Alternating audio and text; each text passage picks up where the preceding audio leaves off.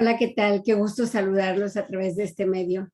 En esta ocasión es un honor para mí el poder presentarles y traerles a una de las más grandes místicas que ha existido. Hay quienes la comparan con las grandes doctoras de la iglesia, como lo es Santa Teresa de Ávila o Santa Catalina de Siena. Además, con el orgullo de ser mexicana, mujer que amó mucho y amó muy a lo mexicano, am, fundadora de las obras de la Cruz junto con el padre Félix de Jesús Ruggier, Monseñor Ibarra y su primer director espiritual, el padre Mir. Se trata de la beata Concepción Cabrera de Armida, a la que llamamos con mucho cariño Conchita por el gran, como les digo, el gran amor que le tenemos y la gran satisfacción de que sea mexicana.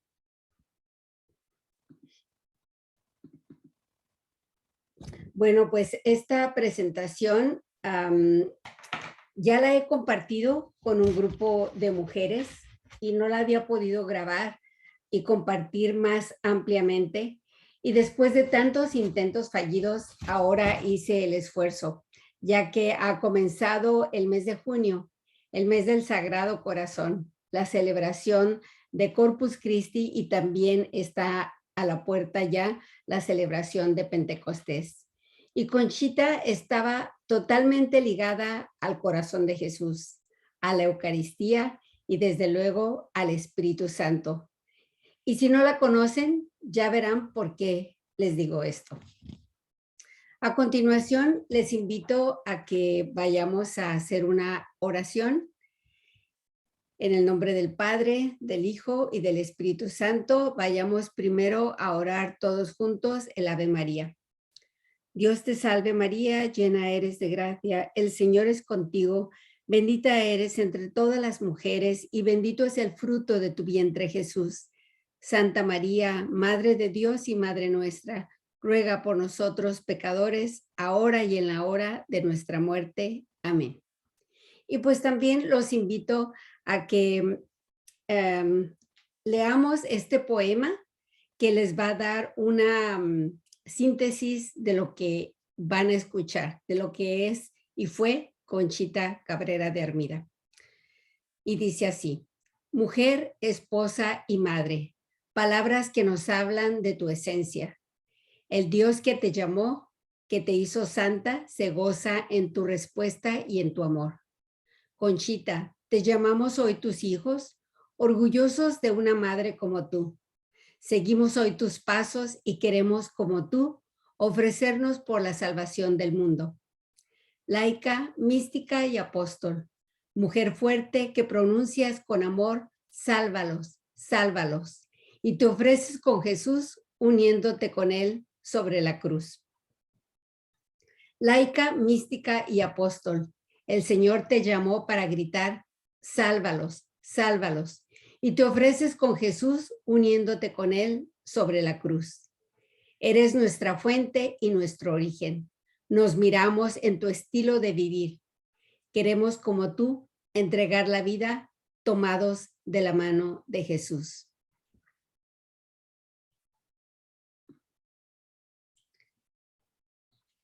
Y pues Conchita Cabrera de Armida, mujer potosina y por lo tanto mexicana. Su nombre completo, María de la Concepción Loreto Antonia Cabrera Arias, que pues resumimos este nombre tan largo en Conchita.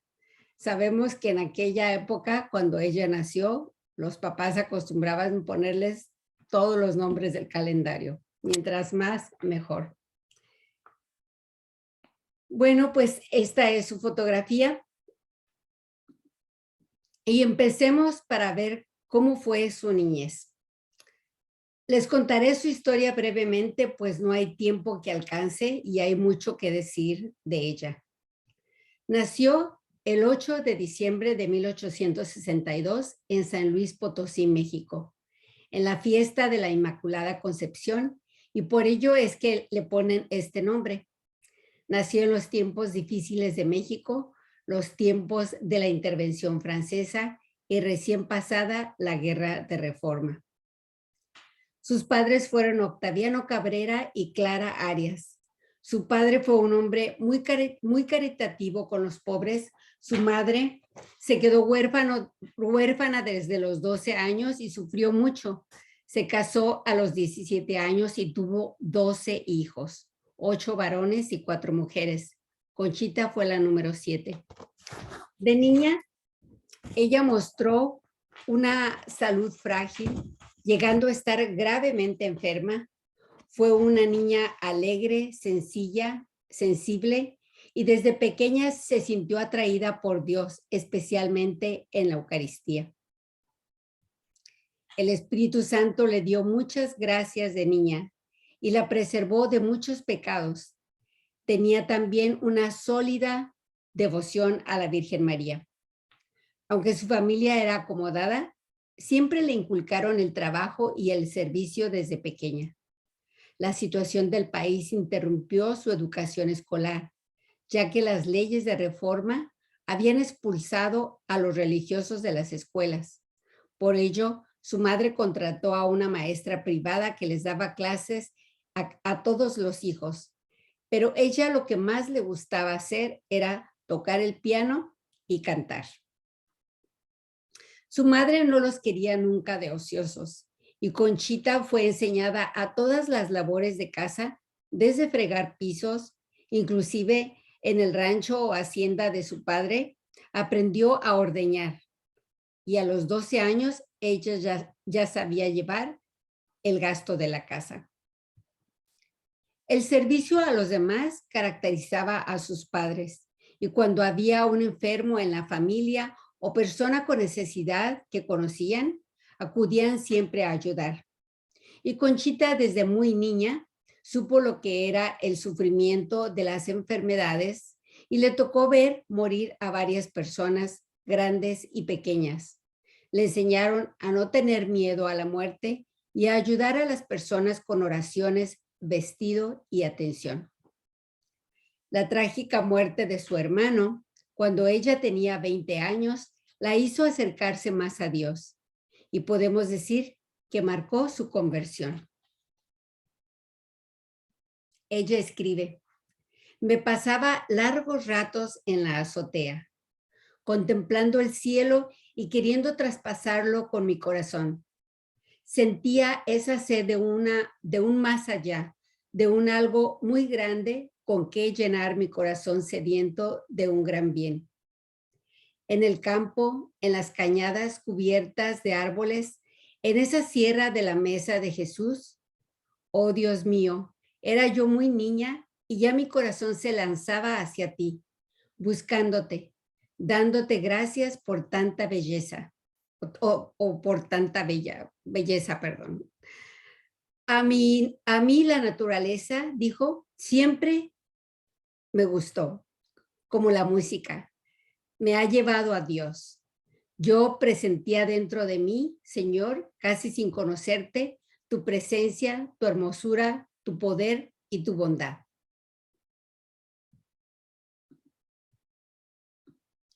En su juventud, ella acostumbraba, en esa época, bueno, era la costumbre, ¿verdad?, de que las jóvenes asistieran a bailes y allí conoció al que sería su esposo, Francisco Armida García, un muchacho bueno, apuesto y muy trabajador, originario de Monterrey, Nuevo León, y 3 años y medio mayor que ella.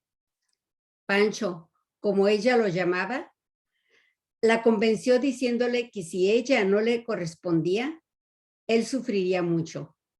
Y ella, muy conmovida por esas palabras, le dio el sí y le dijo que no permitiría que sufriera por tan poco, pues ella no se consideraba merecedora de que alguien sufriera por ella de esa manera. Y aunque tuvo muchos pretendientes debido a su personalidad y su belleza, ella solo quiso a Pancho, con el cual se casó después de 9 años de noviazgo.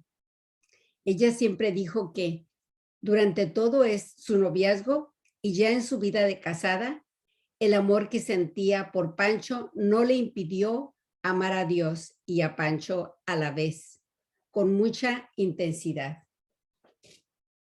Y ella escribe: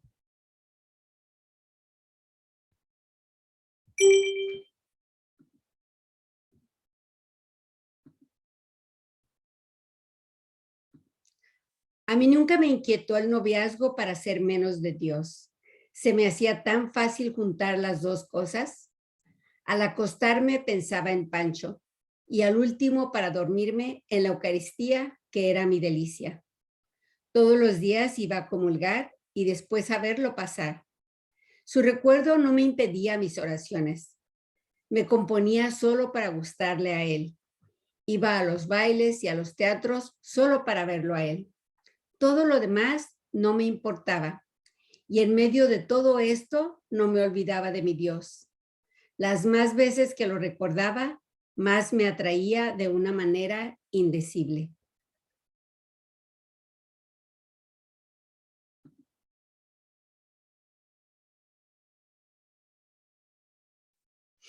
Se casaron el 8 de noviembre de 1884 a las 8 de la mañana en la iglesia del Carmen de San Luis Potosí. Ella con vestido blanco lleno de azares. La misa la celebró el sacerdote jesuita, hermano de su madre. Ese día ella le pidió a Pancho que la dejara ir a comulgar todos los días y que no fuera celoso.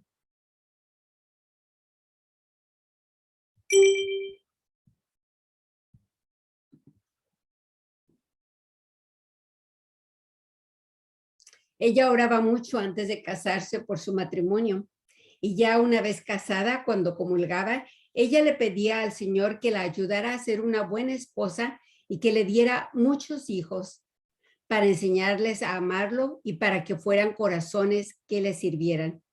También para hacer feliz a su esposo. Y así fue. Dios les dio 9 hijos. Su primogénito, Francisco, nació en 1885 y el cual tenía 17 años cuando murió Pancho, pasando a ser la cabeza de la familia y fundó la Casa Armida y dio trabajo a sus hermanos. Era un hombre recto y honrado. Le siguió Carlitos, quien murió de tifo a los 6 años. Después nació Manuel, quien fue sacerdote jesuita, al cual sus superiores lo enviaron a España y ofreció el sacrificio de no volver nunca más a su patria. Conchita lo volvería a ver solamente unos días en 1913, pero Manuel tenía una gran afinidad con ella. Era sensible a la religión y con un gran amor a Jesús como Conchita. Su hija Concepción nació en 1890 y a los 15 años ingresó con las religiosas de la Cruz y murió en 1925. Le siguió Ignacio en 1893, quien ya casado fue quien recibió junto con su esposa a Conchita en su casa y le sirvieron hasta su muerte. Pablo nació en 1895 y murió a los 18 años también de tifo.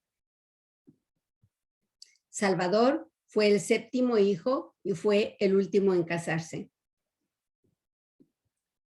Guadalupe, la penúltima, también se casó y tuvo 2 hijos. Finalmente nació Pedrito en 1899 y murió ahogado en la fuente de su casa a los 3 años de edad.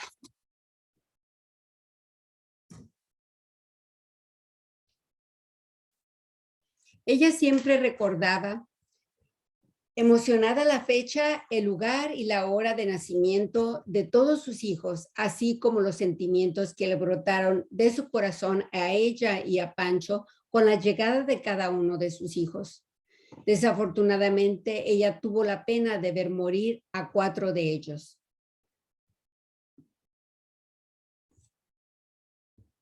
La santidad de Conchita se basó en las diarias ocupaciones de su vida.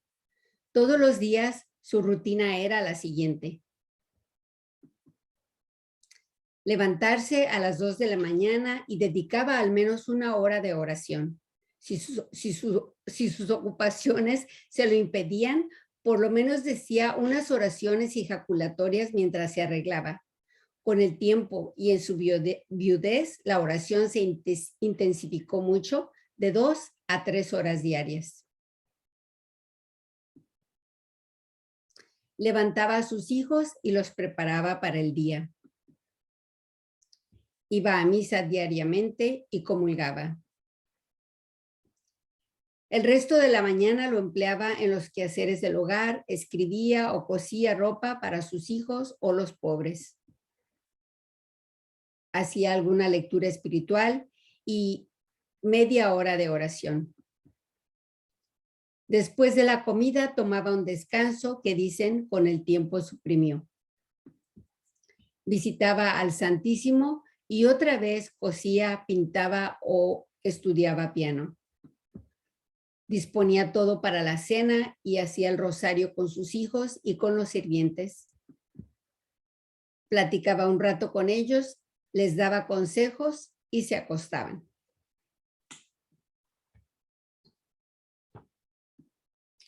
En una ocasión, en 1889, tuvo la oportunidad de asistir a unos ejercicios espirituales predicados por Antonio Plancarte y Labastida, que le permitieron un tiempo de silencio, recogimiento, oración y compenetración con Dios. Era difícil para ella, por sus ocupaciones de madre y de esposa, hacer estos ejercicios, pero en vez de internarse como el resto de las personas lo hicieron, ella entraba y salía diariamente para ir con su familia y no perderse los ejercicios. Es aquí cuando el Espíritu Santo actúa en ella y aviva en su corazón una llama apostólica que posteriormente se extendería a toda la iglesia entera. Un día, estando en oración, ella escuchó la voz del Señor que le decía: tu misión es la de salvar almas. Ella no comprendía esas palabras y se le hacía imposible que ella pudiera lograr eso. Entonces pensaba que por lo menos tenía que sacrificarse por su esposo, sus hijos y sus sirvientes. Transmitió las enseñanzas de los ejercicios espirituales a las mujeres de la hacienda, de la hacienda de Jesús María. Recibir y transmitir será para esta mística y apóstol el latido constante de su espíritu. Muchas gracias para una sola alma, le dirá Jesús varias veces. Con el tiempo sintió la necesidad de buscar un director espiritual que le ayudara a conocer los deseos de su alma. El padre Alberto Cuscomir, sacerdote jesuita, la ayuda durante los primeros 10 años de su ascensión hacia Dios.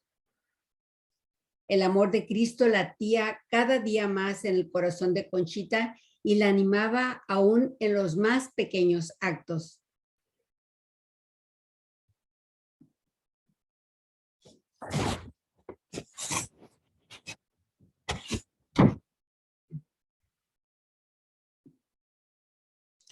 Ella recordaba cómo de niña veía que sellaban con un fierro candente el ganado y les hacía un sello al ganado como propiedad de sus dueños.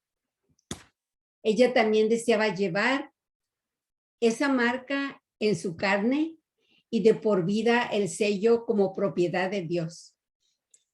Los actos de los santos muchas veces son más admirables que imitables. Y este que ella va a hacer es uno de ellos. Le pidió permiso a su director espiritual que le permitiera marcar en su pecho el monograma JHS, lo cual significa Jesús Salvador de los hombres. Y el 14 de enero de 1894, ella cortó su pecho con una navaja y se cauterizó con unas tenazas para el pelo. Con letras grandes marcó JHS cayendo al suelo con lágrimas en los ojos de dolor, pero con el corazón ardiendo de amor por Jesús, y gritó con vehemencia pidiendo la salvación de las almas. Jesús, Salvador de los hombres, sálvalos, sálvalos. Después del monograma, Conchita empieza a escuchar a Jesús más claro y poco a poco le va mostrando su voluntad. El Señor se comunica con ella constantemente, dándole una profunda doctrina espiritual. Le explica sobre las virtudes y los vicios, que por cierto, hay un libro muy bueno de ella que habla sobre eso y se los voy a mostrar aquí para quien guste comprarlo. Se les recomiendo ampliamente.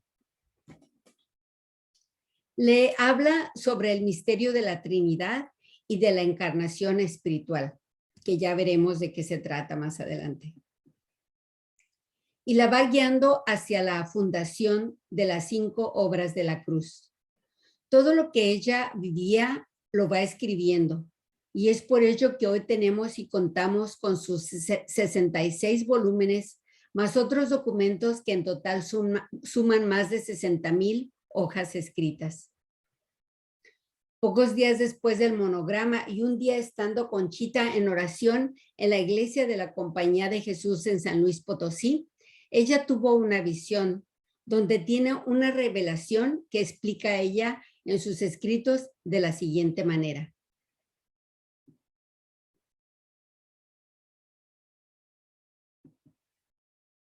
Ella escribe: vi una paloma blanca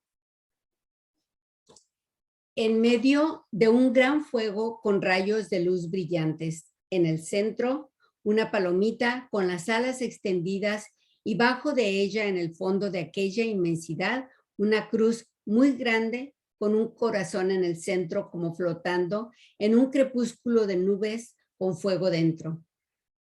El corazón era vivo, palpitante, humano, pero glorificado. Estaba rodeado de fuego como dentro de una hoguera y por encima más llamas alrededor, pero como cubriendo y descubriendo a la vez una cruz chiquita pintada en el corazón. Las espinas que rodeaban el corazón dolían al ver cómo lastimaban aquello tan delicado y tierno. Ella de inmediato le dio cuenta a su director espiritual y él le contestó en un papel: tú salvarás muchas almas por medio del apostolado de la cruz.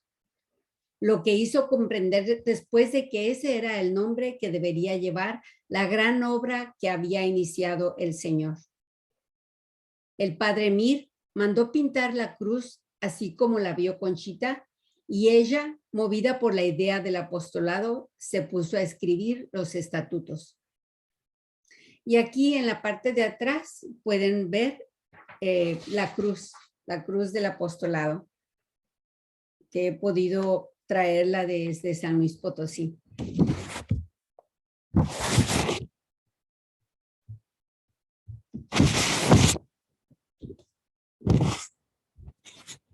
Y aquí estoy en San Luis Potosí, gracias a la invitación de mis amigas de los Apóstoles del Espíritu Santo de Caléxico, gracias a mi amiga Betty también, es que yo pude ir a ese hermoso lugar, maravilloso. Se los recomiendo ampliamente si quieren conocer más de Conchita. Y pues aparte de eso, San Luis Potosí es maravilloso, es hermoso, todo, como todo México, pero este es un estado muy, muy bonito también, dentro de la Huasteca Potosí.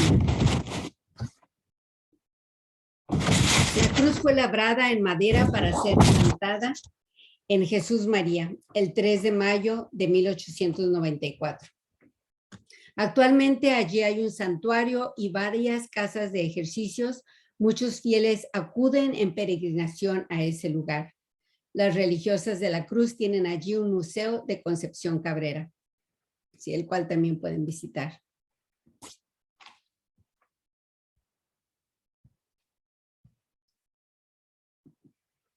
Y ella escribe: Viviré sacrificada, abnegada, siempre dulce, cumpliendo los deberes de mi estado para con mi esposo, hijos y criados. Sería todo ilusión, Jesús, si yo no cumpliera como debo o en cuanto puedo con los deberes que me ligan en la tierra. Ese mismo día dio inicio el apostolado de la cruz, su primera obra.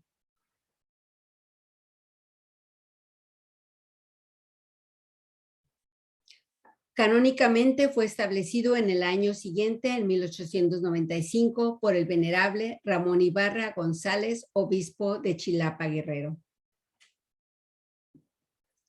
Y ese mismo año, en el mes de septiembre, viaja con su esposo e hijos a la Ciudad de México, y el 12 de octubre, día de la coronación pontificia de la imagen de la Virgen de Guadalupe, se colocó una cruz del apostolado en el Cerro del Tepeyac.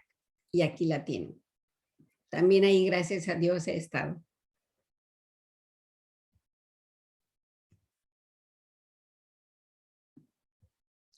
Una vez propagado el apostolado de la cruz y difundido por varias diócesis, el anhelo de Conchita era el de fundar una congregación religiosa que tuviera el mismo espíritu que el apostolado de la cruz, a lo cual la apoyó el padre Mir, y el 3 de mayo de 1897 fueron fundadas las religiosas del apostolado de la cruz del Sagrado Corazón de Jesús, que constituye su segunda obra.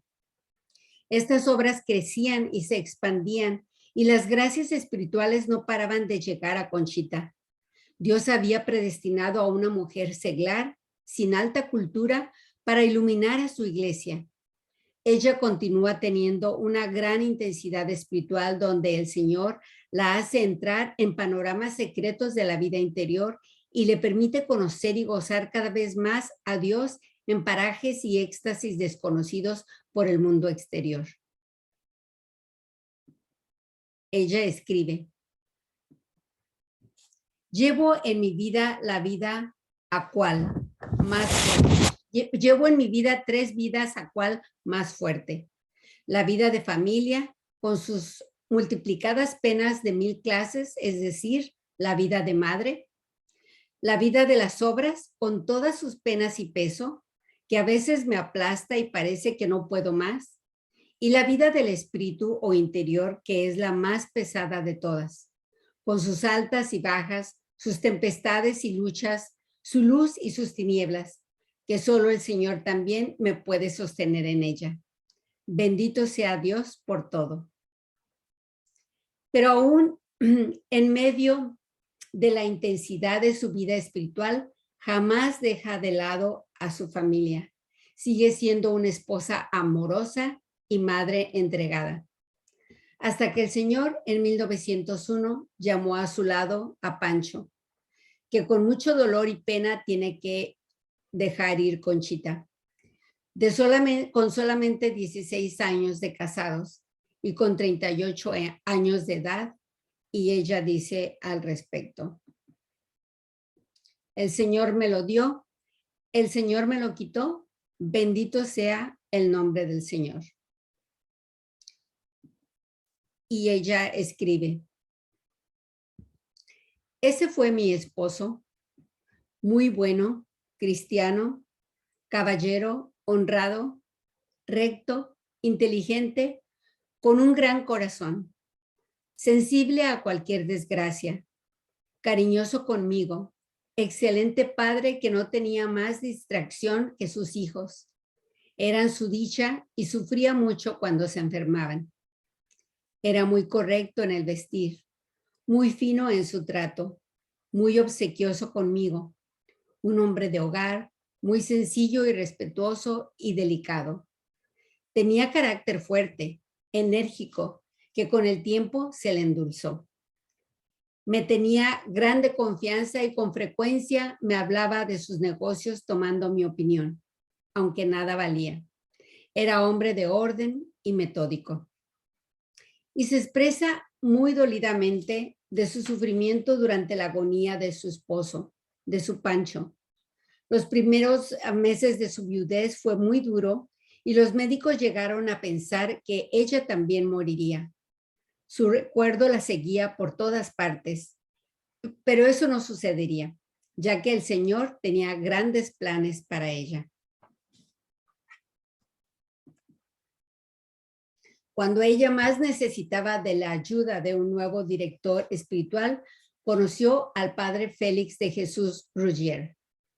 En 1903, ella sintió una fuerza extraña que la llevó a visitar el templo del Colegio de Niñas en la Ciudad de México, y allí vio a un sacerdote desconocido al cual se le acercó al confesionario a confesarse y para abrirle su alma al contarle de la cruz, los encantos del padecer y los primores del dolor. Ella pudo darse cuenta cómo el sacerdote se sentía impactado por sus palabras que no eran precisamente de ella, sino el mismo Espíritu Santo quien hablaba a través de ella, pues la facilidad de palabra era increíble y decía cosas que no eran de ella. También le dejó a saber cosas sobre él mismo, sobre el sacerdote, que ella, sin conocerlo aún, no podía saber. Le dijo que Dios quería que se corrigiera en la forma de orar y otros defectos en su ministerio, quedando el padre Félix impactado por aquellas palabras sobre su persona y muy ciertas. Dios había colocado a un santo cerca de Conchita, aunque no por mucho tiempo, y le había dicho que el padre Félix sería quien fundara la congregación de hombres. Cuando Conchita se lo cuenta, el padre se entusiasma mucho y por ese motivo viaja a su tierra, a Francia, a pedir permiso a sus superiores, pero estos se lo negaron, prohibiéndole cualquier contacto con ella. 10 años duró el destierro, hasta que en 1914 regresa a México y en la Navidad de ese año funda la Congregación de los Misioneros del Espíritu Santo, su quinta obra. Hasta el ocaso de su vida, Conchita y el padre Félix trabajan juntos en la fundación y desarrollo de las obras de la cruz, pidiéndose mutuamente consejo. Los dos se comunicaban sus proyectos en una pura y santa amistad. Sin descuidar nunca su estado de madre, encuentra tiempo para continuar su apostolado de la cruz, hace oración y escribe en su diario por obediencia a su primer director espiritual, el padre Mir, y la gracia divina la invade cada vez más.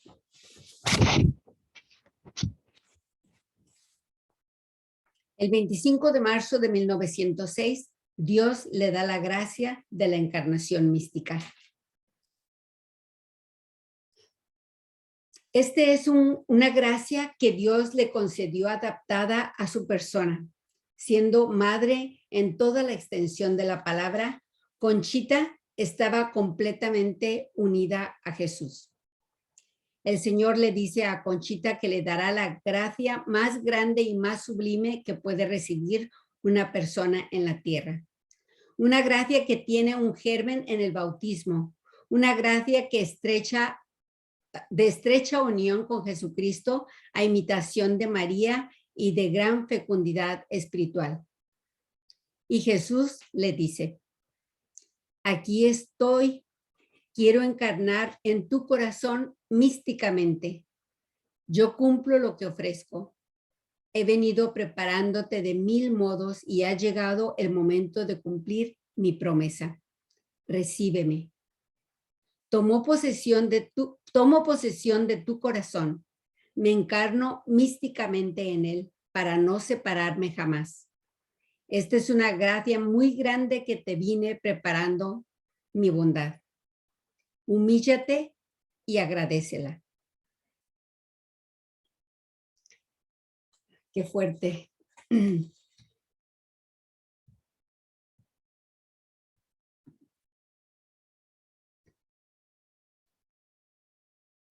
Pero ¿cuál es el significado de la encarnación mística? Esto significa que Jesús vivió al máximo en Conchita. O sea que Conchita fue como la Virgen que estaba encarnando al Hijo de Dios, o sea, Jesús en ella. Por eso se llama encarnación mística. Y se puede decir que es por ello que ella da a luz sacerdotes. Conchita es madre espiritual fecundísima por la gracia de Jesús y asimismo fecunda las vocaciones en los corazones y funda las 5 obras de la cruz. Y es madre espiritual que fecunda sacerdotes a la semejanza más perfecta de su Hijo. En la encarnación mística de María, Jesús primero se encarna en su corazón y después en su vientre con el fiat. Y hay una unión tal que lo que sufre el Hijo, sufre la Madre. Y en el momento de la pasión de Jesús, el Espíritu Santo tiene que sostener a María para que ésta no desfallezca de dolor al ver lo que hacían de su Hijo. María se sube a la cruz con su Hijo y ella misma ofrece a su Hijo a la cruz, con tal de que se cumpla la voluntad del Padre. Es un misterio de amor que solamente entenderemos en la otra vida. La encarnación mística está vinculada a la cadena de amor, que es la vivencia del sacerdocio común por el ofrecimiento del Verbo encarnado en unión con María y la práctica de las virtudes. La vida entera de María fue una oración. La vida entera de Conchita fue una oración también. La encarnación mística es cuando Cristo vive en uno y eso lo vivió Conchita en sus últimos años. Recordemos lo que decía San Pablo. Ya es Cristo quien vive en mí.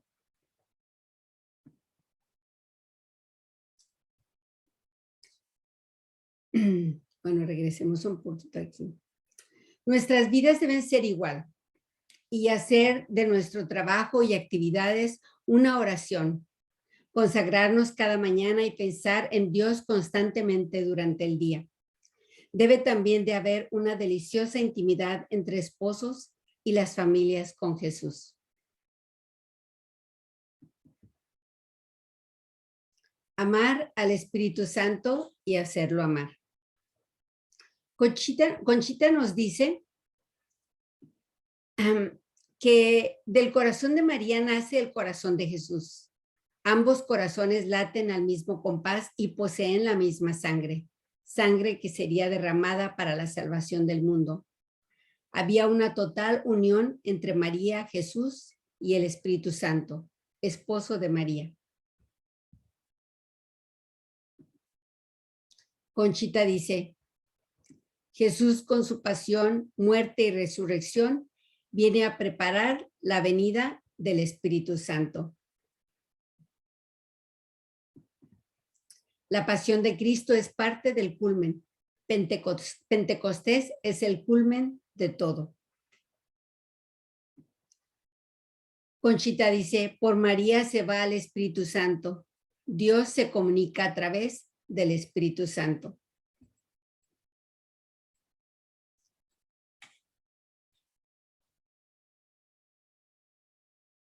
Y nos recomienda que debemos estar abiertos al Espíritu Santo, que renueva nuestras mentes y nuestros corazones. María estuvo pensada por el Padre desde toda la eternidad, pues sería el instrumento por el que nos enviaría a Jesús, su Hijo. Nosotros desafortunadamente lo invocamos muy poco y lo hacemos mal. No sabemos cómo trabaja y no sabemos abrirnos al Espíritu Santo. Es por eso que ella escribe. Es tiempo ya de que el Espíritu Santo reine dentro de cada corazón y en las arterias todas de la Iglesia. Entonces florecerá el amor que transformará al mundo. Nadie será pobre con la riqueza divina del Espíritu Santo y el Padre y Jesús se complacerán con esta renovación vivificante de todo el universo. Se buscan medios para detener la corrupción. Se buscan medios para conservar la fe, para liberar las inteligencias de los errores de las sectas, y el único medio es el Espíritu Santo. Él es la luz, la verdad, el único que puede dar testimonio de Jesucristo, delineándolo en nuestros corazones.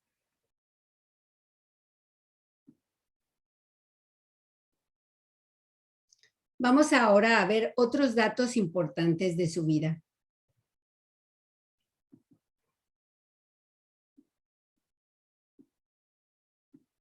A Conchita Dios la llamó para que fuera una mística. La llamó al matrimonio y con muchos hijos.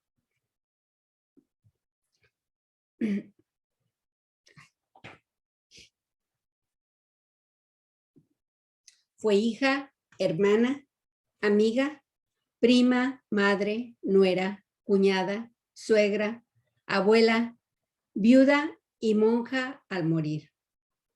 Nosotros probablemente hemos sentido la presencia del Espíritu Santo en nuestras vidas alguna vez a través de un milagro o por un aleteo en el corazón, como a mí me ha pasado, o por un gozo inmenso, e inclusive algunos de nosotros, o bueno, no yo, pero algo más elevado es cuando ya hablan el don de lenguas, ¿verdad? Pero esas son cosas secundarias. La verdadera presencia del Espíritu Santo en la vida de los santos los lleva a configurarse totalmente con Jesucristo, a vivir como Él y a pensar como Él. Ellos no piensan como nosotros, como el resto del mundo.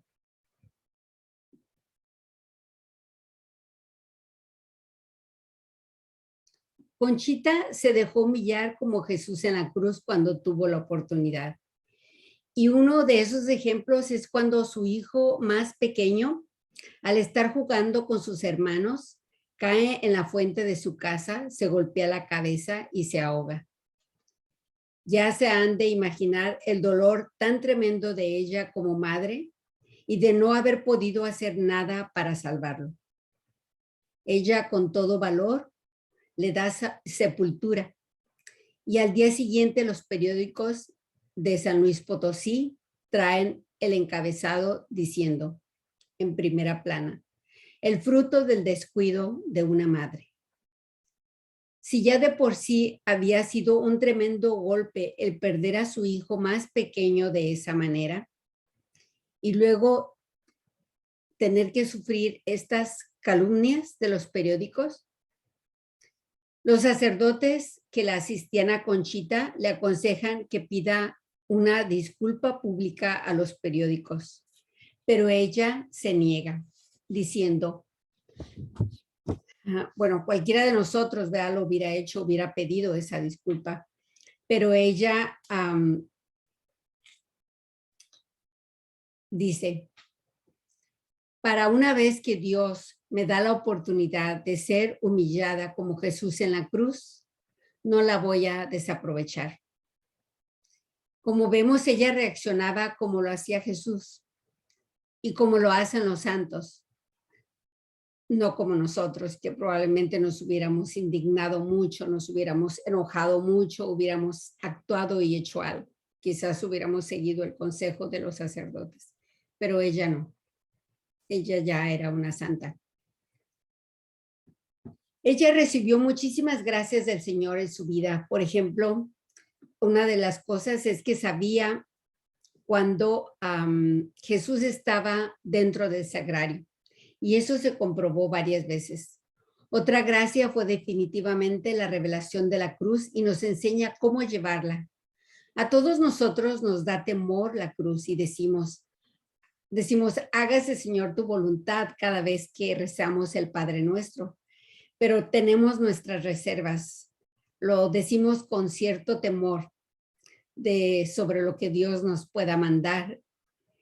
Y cuando se cumple su voluntad, cuando se hace su voluntad y no nos gusta, reaccionamos no precisamente con docilidad y con humildad, sino que nos rebelamos, nos enojamos y hasta renegamos de ello, porque no conocemos el amor de la cruz.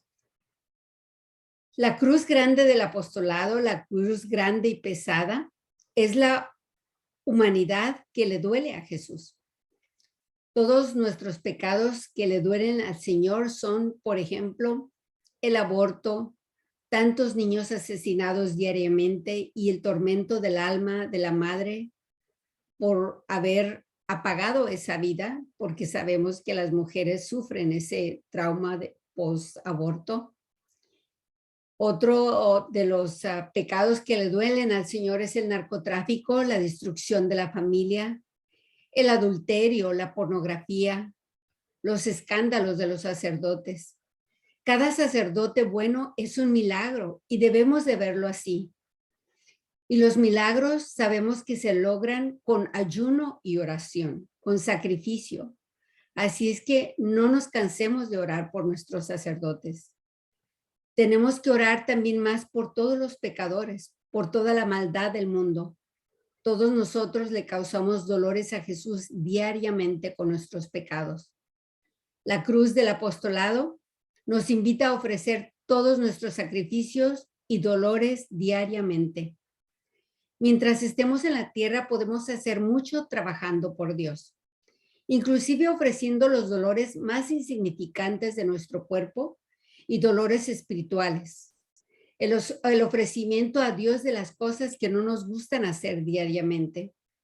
El Señor nos toma en cuenta todo esto si lo hacemos todo por los pecados de la humanidad. Especialmente las personas que ya nos vamos poniendo mayores, que constantemente estamos sintiendo molestias, dolores. Hay quien dice que después de los 40, si no sientes dolores, que ya estás muerto. Así es que casi siempre, constantemente, por no decir diario, estamos sintiendo alguna molestia. Ya no es como en la juventud. Ofrezcamos todo ello al Señor y trabajemos por la salvación de los pecadores.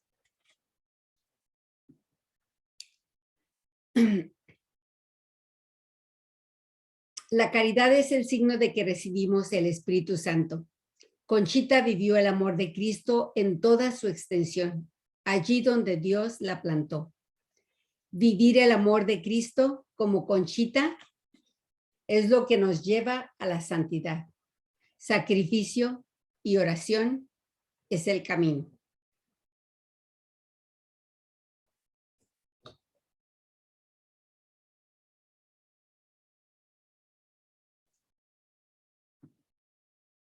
En 1909, a instancias de Monseñor Ibarra, arzobispo de México, se somete a un examen de su espíritu.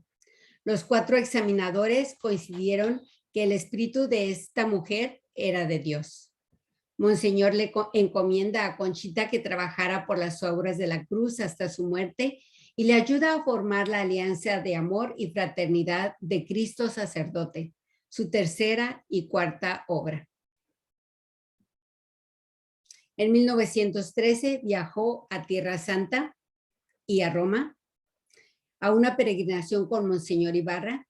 Viajó con algunos de sus hijos y la recibió el Papa San Pío X en una audiencia privada y le concedió el permiso para la fundación de los Misioneros del Espíritu Santo, la cual se realizó con la colaboración del padre Félix Ruggier en 1914, en plenos tiempos de la Primera Guerra Mundial y de la Revolución Mexicana. Definitivamente se dan grandes cosas en tiempos difíciles. En ese mismo viaje, Monseñor Ibarra consigue que le permitan tener en casa de Conchita un oratorio con el Santísimo Sacramento.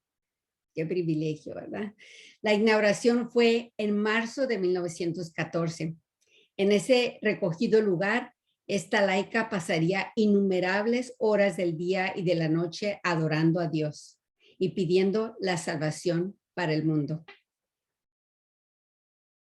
En 1912, Conchita toma formalmente a Monseñor Ramón Ibarra como su director espiritual. Como fruto de la dirección, creció en ella la devoción al Espíritu Santo y a la Virgen María y el amor al prójimo y a la Iglesia.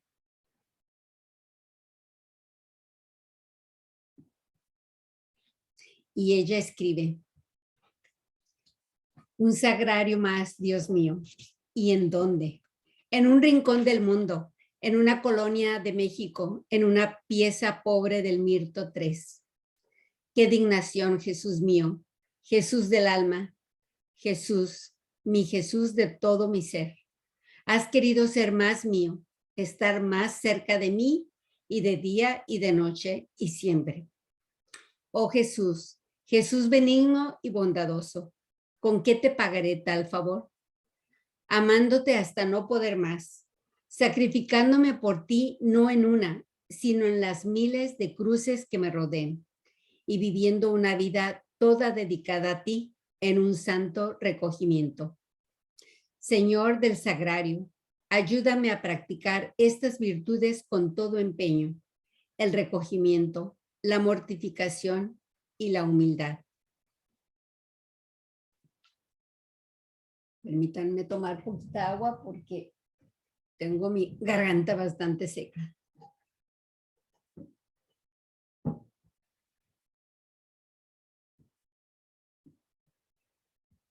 Los últimos años de su vida continúa entre problemas cotidianos y sus obras, que son 5, se extienden. Sufría por las enfermedades que le agudizan en este tiempo. En 1917 entra en la última etapa de su vida imitando a María en su soledad. Conchita sufre mucho en esta etapa, pues todos sus hijos se habían marchado, unos al cielo, otros siguiendo su propia vocación. Vivió como un eco de la Virgen María después de la ascensión de Jesús. Y Jesús le dijo, tú tienes que imitarla, a María, en las virtudes. Te he dicho siempre, sobre todo en su humildad y pureza de corazón. Estudia las que practicó en su soledad y en la última etapa de su vida, siempre con su mirada y toda su alma puesta en el cielo, dándome en su ocultamiento gloria en la tierra. Con su pasión de cielo, alcanzaba las gracias del cielo para la naciente iglesia y tú debes comprarlas para las obras de la cruz. Fueron para ella 20 años de sufrimiento y esperanza, de enfermedad y maternidad espiritual, años de soledad en los que experimentó el abandono de parte de Dios, años de resequedad espiritual. Ella, que durante años escuchó la voz de Jesús tan suave y tierna en sus oídos, que sentía que su corazón se derretía junto con él, de pronto esta voz se fue alejando poco a poco hasta dejarla en su soledad hasta su muerte. Años en que tuvo lugar la Guerra Cristera en 1926, que fue ocasión para que muchos cristianos dieran un heroico testimonio de su fe. En 1932, el Papa Pío XI escribió una encíclica para denunciar la persecución de la Iglesia en México. Este estado de persecución duró prácticamente hasta 1938. Difícil época para la Iglesia Católica, mas sin embargo, ella seguía con sus obras y recogiendo almas. Los sacerdotes a escondidas buscaban vocaciones y los padres de familia, aún en medio de ese tumulto y peligro, los dejaban ir al seminario. Su último director espiritual fue Monseñor Luis María Martínez, con quien tuvo sus últimos ejercicios espirituales en 1936 en la ciudad de Morelia. Después de su regreso a la Ciudad de México y luego de visitar al padre Félix Ruggier en las comunidades de la Cruz que había en la capital, regresó a su casa y no volvió a salir. Su salud empeoraba cada vez más. Las hermanas religiosas de la Cruz la cuidaron. Y el 3 de marzo de 1937, a los 74 años de edad, murió santamente.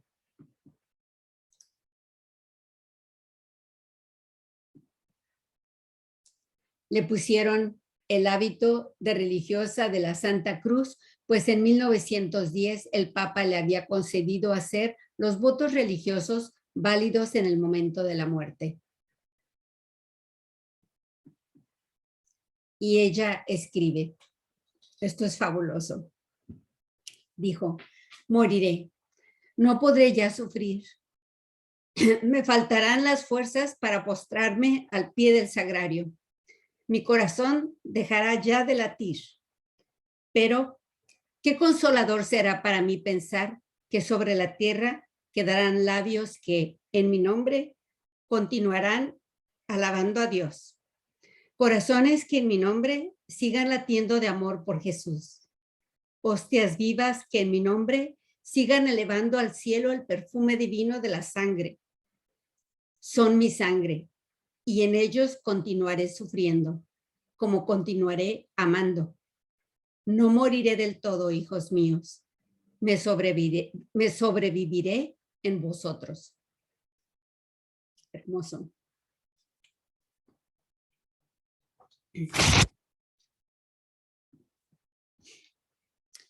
Su proceso de beatificación. En 1956 se introdujo su causa de canonización. El 20 de diciembre de 1999, San Juan Pablo II reconoció que ella había vivido las virtudes cristianas en grado heroico y la declaró venerable. El 8 de junio del 2018 se constató la autenticidad de un milagro atribuido a la intercesión de esta discípula y misionera. Y el 4 de abril del 2019, el Papa Francisco firmó la Carta Apostólica del Decreto de Beatificación. La memoria litúrgica de la Beata Concepción Cabrera se celebró el 3 de marzo, aniversario de su muerte. Pero el 4 de mayo del 2019 en la Basílica de Guadalupe de la Ciudad de México se llevó a cabo la beatificación. Muchas de mis amigas fueron y estuvieron ahí en la Basílica de la Virgen de Guadalupe en esta beatificación. Desafortunadamente yo no pude ir. Y como les decía, el 3 de marzo es cuando celebramos el día que le damos honor a Conchita.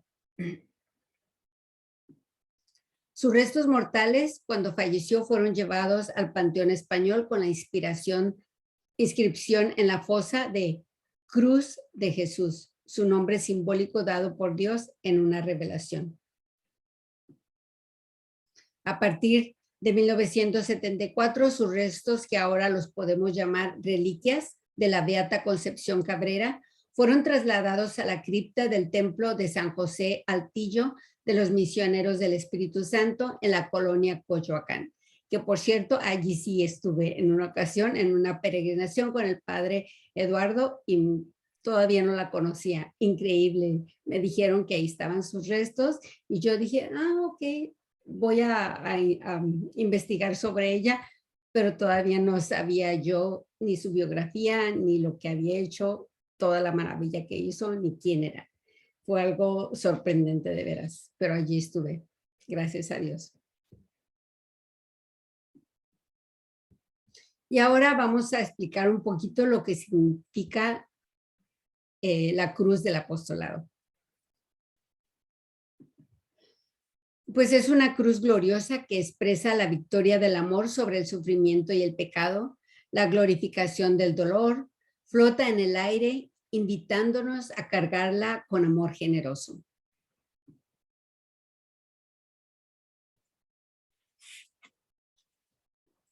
La cruz grande, en ella Cristo manifestó su amor y la hizo instrumento de salvación. Nos invita a que hagamos de nuestra cruz de cada día una cruz redentora. El corazón, en el centro de la cruz está el corazón de Jesús vivo y palpitante. La cruz nunca está sola, sino que lleva en el centro clavado el corazón. La cruz sola espanta, pero con el corazón en el centro atrae. El corazón endulza y da la vida a la cruz. En ella el amor y el dolor están unidos. Y es por ello también que me encantó y me fascinó esta obra y este apostolado por el significado del corazón. El corazón de Jesús para mí tiene un gran, gran significado y también esto fue lo que me enamoró de Conchita y de esta obra. La cruz pequeña significa los dolores más íntimos del corazón de Jesús. Jesús sufre porque ama al Padre y sufre al verlo ofendido por el hombre.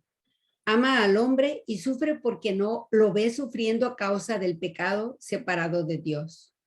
Ama y se sacrifica voluntariamente a su Padre por la salvación del hombre. Sufre porque los hombres no aceptan su dolor y de ellos recibe frialdad, olvido e ingratitud. Tiene sed de amor y no encuentra almas que lo amen. Jesús sufre porque ama y no es amado. Nos invita a consolar su corazón amado como Él ama. La paloma. El Espíritu Santo cobija la cruz y la ilumina con su luz. La cruz es su obra de amor del Espíritu Santo. Solo con su luz se entiende y se ama la cruz. Él ilumina nuestra inteligencia y enciende nuestro corazón. Te pedimos, enséñanos a amar. El Espíritu Santo es la fuerza que impulsa el alma a recorrer este camino de amor. Al mismo tiempo es la cumbre o el fin de este camino. Es decir, Él es el que realiza la consumación en la unidad con el Padre y el Hijo, el Espíritu Santo. Ok, pues aquí tenemos la luz, las nubes y el Padre. Presencia amorosa del Padre, principio y origen de la salvación del hombre. El Padre se complace en la entrega del Hijo que se ofrece por sus hermanos, los hombres. El apostolado de la cruz nos invita a un compromiso. Para la gente de este mundo, la cruz es algo hasta inútil. Muchos la desprecian porque no la entienden, no la conocen, pero nosotros los cristianos creemos en el poder de la cruz. Pues como nos hemos podido dar cuenta, Conchita vivió muchos matices en este mundo. Vivió y supo combinar las muchas facetas y papeles en su vida y lo hizo muy bien. Y de esas facetas nosotros también desempeñamos varias. Y por ello es que yo admiro tanto a esta mujer, porque puedo imaginarme lo difícil y complejo que fue para ella. Pero de la mano de Dios lo pudo lograr. Y aunque he dicho anteriormente que los santos son más admirables que imitables, les invito a que tratemos de imitarla y aprender de todas sus virtudes. Ahora, en forma resumida, voy a mencionar cada una de esas facetas que dentro de su santidad ella pudo vivir.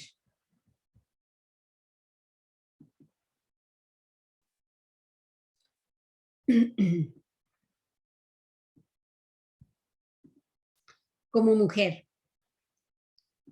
experimentó vivamente el gozo, lo mismo que el sufrimiento. Eso la ayudó a desarrollar su capacidad artística y su compasión.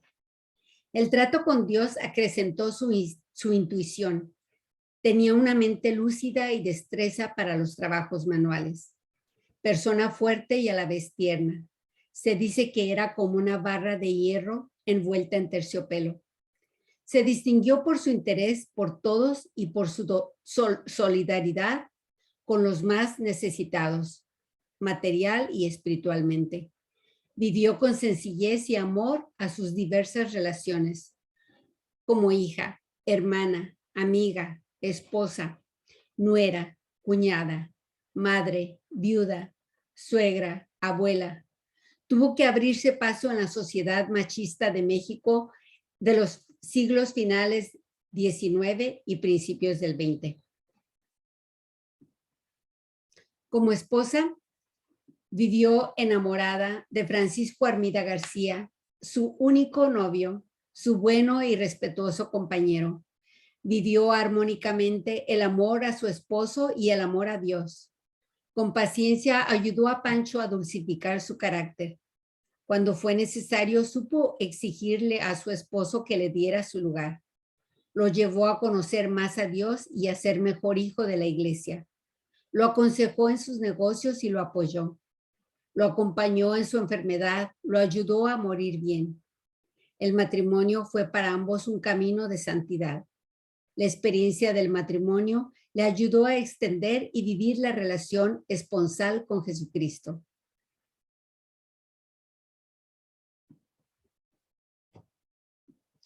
Como madre de 9 hijos, gozó su maternidad. Enseñó a sus hijos a ser caritativos con todos y generosos con los pobres. Los instruyó en la religión y procuró imprimirles el amor a Jesús y María, la pureza y la rectitud. Ella, su esposo y sus hijos formaron una familia unida y alegre. A los 38 años quedó viuda con 8 hijos. Ayudó a cada uno a crecer como persona y a encontrar su vocación. Apoyó en lo que pudo, incluso económicamente, a ellos.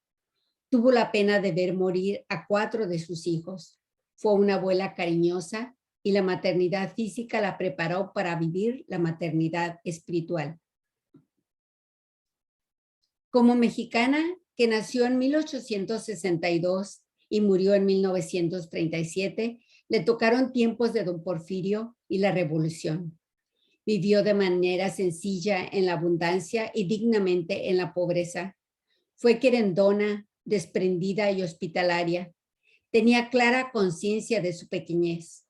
Le encantaban las montañas, pasear a caballo, la comida, especialmente el dulce, la música, la vida de familia y la soledad. Habló español, pero con el lenguaje del pueblo y la ternura de Juan Diego. Miró de frente la muerte como entrega de la vida. Su religión estuvo amasada con sangre y endulzada por la presencia de la Virgen de Guadalupe. Como laica, vivió su sacerdocio bautismal ofreciendo a Jesús al Padre y ofreciéndose juntamente con él y entregando la vida en favor de los demás. Siendo hija de la iglesia, se relacionó con pastores y personas consagradas y colaboró con ellos en tareas apostólicas. Viviendo cristianamente en el mundo, realizó su misión personal, salvar almas, y ayudó a consagrar el mundo a Dios.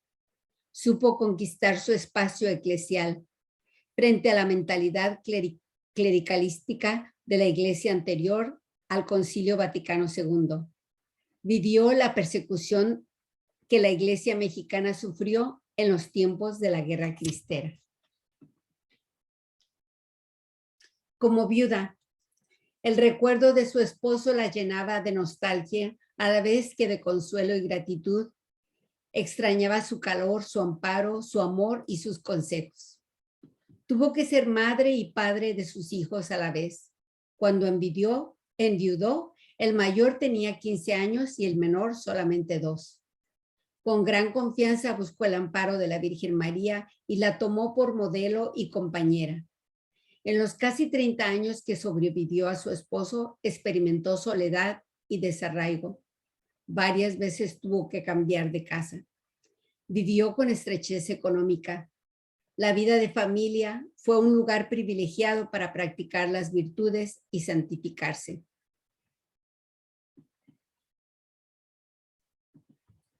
Como mi Dios, Trinidad, irrumpió en su vida y se manifestó de múltiples maneras. Una de ellas fue la visión de la cruz del apostolado. Ella buscó a Dios, sentía gran atractivo por Jesucristo crucificado. Se abandonó a la acción del Espíritu Santo y fue dócil a sus inspiraciones.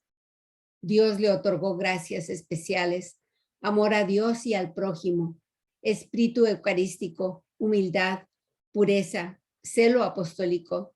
Su gracia central fue la encarnación mística, el clamor: Jesús, Salvador de los hombres, sálvalos, sintetiza su vida y misión. Ella fue como un eco o un vivo reflejo de la Virgen María.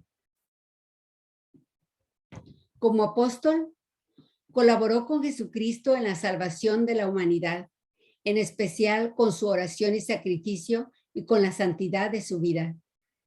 Desde su condición laical, hizo todo lo que pudo para ayudar a los demás, enseñar a leer y escribir, dar catecismo, dar el pecho a niños desnutridos, compartir las enseñanzas espirituales que había recibido, visitar enfermos, ayudar a bien morir.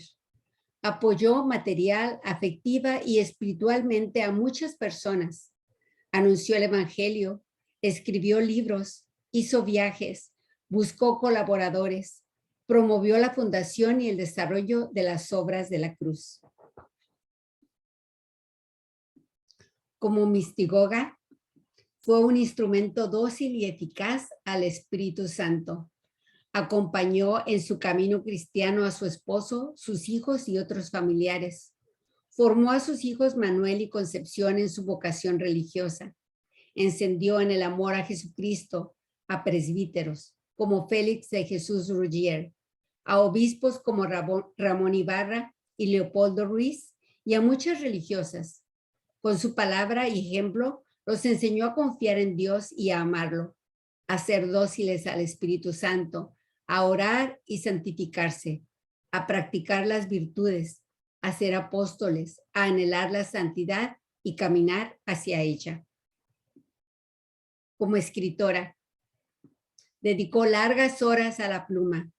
Pasó al papel sus reflexiones y estados de ánimo, sus anhelos y tentaciones, sus experiencias espirituales y lo que ella entendía que Dios le decía. Envió cientos de cartas a familiares, amigas, religiosas de la cruz, misioneros del Espíritu Santo y obispos. En cada carta trataba de impulsar al destinatario a superarse. Escribió muchos libros para dar a conocer y hacer amar a las divinas personas, a María, a San José, y para acompañar a los lectores por las sendas de la vida espiritual. Su escritura fue oración, autoconocimiento y apostolado. Y ahora voy a enumerar las 5 obras de la cruz. La primera fue el apostolado de la cruz, cuya misión es la de colaborar en la extensión del reinado del Espíritu Santo con el testimonio de vida, la oración, la cruz y la acción apostólica fundada en 1895. La número 2 fue las religiosas de la Cruz del Sagrado Corazón de Jesús, consagradas, contemplativas a la entrega de Dios en favor de los sacerdotes, fundadas en 1897. La tercera, Alianza de Amor con el Sagrado Corazón de Jesús, fundada en 1909, laicos que viven la fe desde la experiencia comunitaria que les permite compartir la realidad personal. La cuarta, la Fraternidad de Cristo Sacerdote, fundada en 1912 para obispos, sacerdotes y diáconos. Y la quinta, los Misioneros del Espíritu Santo, fundados en 1914, sacerdotes contemplativos y hombres de acción, de los cuales el fundador es el padre Félix de Jesús Ruggier. Y también fundó otros institutos religiosos como las Hermanas de la Veracruz, Hijas de la Iglesia, las Hijas del Espíritu Santo, a las que pertenecen aquí el grupo de Caléxico, si no me equivoco, y las Misioneras de Acción Católica de la Inmaculada Concepción, Misioneras de Jesús Hostia, Misioneras de Jesús Sacerdote, Misioneras de la Caridad de María Inmaculada, Misioneras Eucarísticas de la Santísima Trinidad, Misioneras Guadalupanas del Espíritu Santo, Oblatas de Jesús Sacerdote, Oblatas de Santa Marta y Oblatas Eucarísticas de la Soledad de María. Muchísimas obras. Esa mujer fue incansable, trabajó bastante y de ahí se han ramificado todas estas otras. Pues ahora vamos a ver el por qué fue Conchita beatificada. Esto es también sumamente importante e interesante. Pues se trata de Jorge Guillermo Treviño Gutiérrez, que nació en la ciudad de Monterrey en 1960, en el centro de una familia católica. En 1894 se casa con Cecilia Plancarte, con la cual procreó 2 hijos. Era un hombre deportista de complexión delgada y de estatura regular. Sus padecimientos comenzaron en 1986 a la edad de 26 años. A los 33 años de edad comenzó a crecer hasta 14 centímetros y aumentar mucho de peso.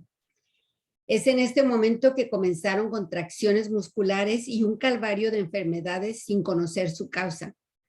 Se le agudiza un problema de gastritis que había tenido en el pasado, hipertensión arterial, reflujo, espasmos cardíacos, cefalea, adormecimiento de las extremidades, pero sobre todo contracturas y calambres musculares intensos y dolorosos, que se acompañaban con desgarres musculares y esguinces en ambas piernas.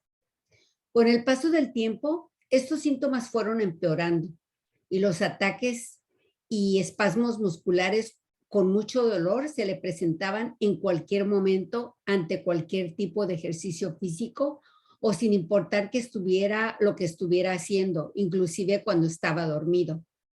Intentaron todo tipo de tratamientos y la situación familiar se volvió muy difícil. Los doctores no podían diagnosticarlo exactamente, no sabían su problema, aun cuando consultaron a muchos médicos y especialistas de gran prestigio. Tuvo neumonía más de una vez, llegando a la hospitalización por este padecimiento y muchos otros más varias veces. Se le aplicaba toda clase de remedios caseros y nada funcionaba. En un punto, tuvo cirugía de discos vertebrales y la impotencia y sufrimiento que sentía toda la familia al ver a Jorge en este estado era enorme. En diciembre del 2006, cuando tuvieron un reencuentro con una vieja amiga de la juventud, Marcela Morales, ella los introduce a un sacerdote misionero del Espíritu Santo, Juan Gutiérrez González, quien lo anima a confiar en su fe y a que continúe con sus tratamientos médicos también, desde luego. Jorge estaba ya en un estado muy crítico y depresivo y muy desgastado física y espiritualmente. Usaba bastón, pues solamente podía dar unos pasos y por lo general estaba en silla de ruedas o acostado.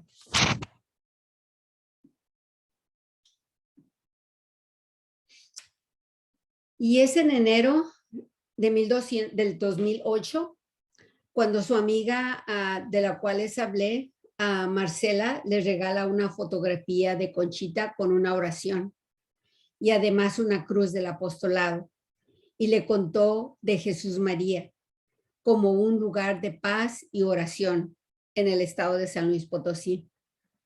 Al recibir la estampa, Jorge dice a su esposa que no se vaya a molestar, pero que se había enamorado de la mirada de aquella mujer y comienza a pedirle por su intercesión de su enfermedad. Le nace en ese momento un profundo deseo de ir a visitar San Luis Potosí, el lugar de Jesús María, donde se encuentra la cruz del apostolado que plantó Conchita en 1894 y el santuario del Espíritu Santo, así como la oración, el huerto de la oración. Por ese entonces también había acudido a neurólogos en los Estados Unidos, quienes le habían hecho varios estudios de todo tipo, buscando un diagnóstico, pero todo salía negativo y no pudieron darle un tratamiento adecuado, pues no sabían qué estaban tratando. Jorge le comenta a su doctor en Monterrey acerca del viaje a Jesús María y el doctor no le da permiso, pero ante la insistencia de Jorge le dice: bueno, pues vete a morir allá si es que así deseas tú. Su esposa pues no le iba a negar ese deseo y su amiga Marcela ayudó para llevarlo en mayo del 2008, en un viaje que resultó bastante difícil y doloroso para Jorge. Se hospedaron en la casa de los padres del Espíritu Santo y empiezan todos los sacerdotes en ese instituto a orar por Jorge. También las otras comunidades religiosas que se encuentran allí en los alrededores prometen que estarían en oración y pidiendo por su sanación. Jorge visita todas las instalaciones, incluyendo el huerto donde hizo el Vía Crucis con muchísimos esfuerzos. Estando Jorge con la superiora del convento, la Madre Socorro, se le ocurre negociar con Conchita en voz alta y le dice: tú necesitas un milagro para tu beatificación y yo necesito uno para mi salud. Ayúdame, uno y uno, tú uno y yo uno. La Madre Socorro, cuando lo oyó decir eso, se molesta muchísimo y le dice: muchacho irreverente, ¿cómo te atreves a querer negociar así con nuestra Madre Conchita? Y lo saca de la capilla. Hubo mucha oración y meditación y recogimiento durante esa visita, pero Jorge se ponía muy mal y tiene que regresar de emergencia a Monterrey. Cuando lo recibieron en el hospital y después de revisarlo, solo le dijeron que iba a morir. Jorge agarra su estampita de Conchita y sigue orando diciéndole que ya no puede más ver a su familia sufrir tanto y sigue implorando su ayuda. Era jueves de Corpus Christi, cuando Jorge, estando dormido, comenzó a mover sus manos y a ponerlas en posición de oración. Su esposa estaba con él y pudo ver cómo movía sus piernas y sus brazos, elevándolos al cielo. Todos esos movimientos era algo que él ya no podía hacer. Estaba como en éxtasis. Su esposa le empezó a tomar fotos para mostrarlas a los doctores y los llamó. Cuando Jorge despertó y los doctores lo revisaron, no lo podían creer. Uno de ellos dijo: esto viene de Dios. Suspendieron el tratamiento que tenían programado para el siguiente día como un último recurso y con la esperanza de que funcionara. Ese jueves en Jesús María seguían orando por él, especialmente en ese día en que los padres del Espíritu Santo tenían una misa especial. Jorge contó que en sus sueños había visto a Conchita, que ella había rezado con él y que él pedía su ayuda para no seguir sufriendo ni seguir viendo sufrir a su familia. Contó que estaba en Jesús María cuando la vio y platicó con ella y que justo cuando la quiso abrazar, ella se desvaneció. Ese mismo día lo declararon sano y salió caminando del hospital por su propio pie, después de una larga enfermedad de 22 años. Y este fue el milagro que la llevó a la beatificación. El proceso y la aprobación duró 11 años, pero por fin se llevó a cabo.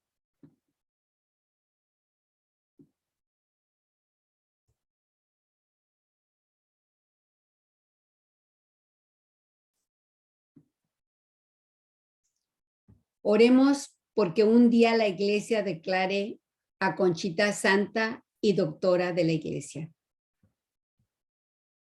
Y aquí está esta fotografía, como pueden ver, del día de la beatificación en nuestra basílica de Nuestra Señora de Guadalupe en la Ciudad de México, el 4 de mayo del 2019.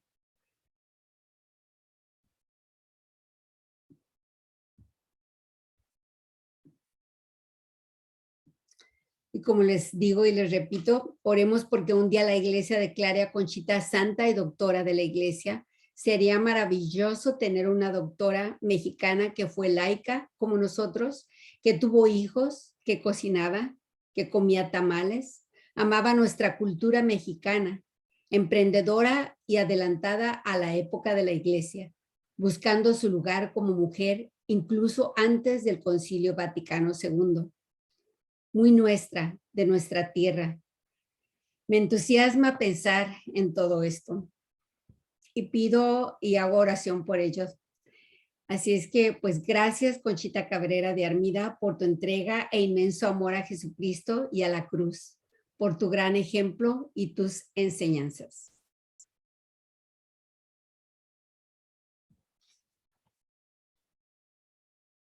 Conchita Cabrera de Armida, ruega por nosotros. Y así termino, amigos, esta presentación.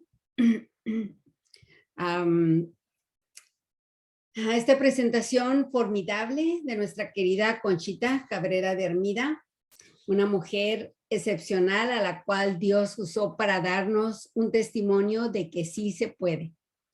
No todas vamos a llegar a una santidad ni siquiera parecida a la de ella, pero debemos morir en el intento, levantándonos cuantas veces sea necesario, no conformarnos con una vida mediocre, sino vivir nuestra vida en plenitud, glorificando al Señor en todo lo que hagamos, donde nos encontremos, sobre todo preocupándonos por conocer y amar a Jesús diariamente.